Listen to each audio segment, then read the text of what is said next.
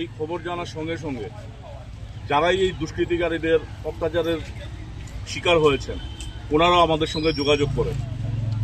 একটা তরতাজা প্রাণ এভাবে চলে যাবে এই সভ্য সমাজে, এটা তো মেনে নেওয়া যায় না। দুষ্কৃতিকারীদের গ্রেপ্তারের দাবিতে আমাদের আজকে এই রাস্তা অবরোধ চলছে। আমাদের সাথে উপস্থিত আছেন ধর্মনগর পৌর পরিষদের মাননীয় চেয়ারপারসন, সহযোগী অন্যান্য কাউন্সিলর বৃন্দরা এবং চন্দ্রপুরের সভ্য জনসাধারণ, সুনাগরিকগণ সবাই মিলে রাস্তা অবরোধের ডাক দিয়েছেন। যতক্ষণ না পর্যন্ত এটা সুষ্ঠু সমাধান হচ্ছে, অপরাধীদেরকে গ্রেপ্তার করা হচ্ছে, এই রাস্তা অবরোধ চলবে।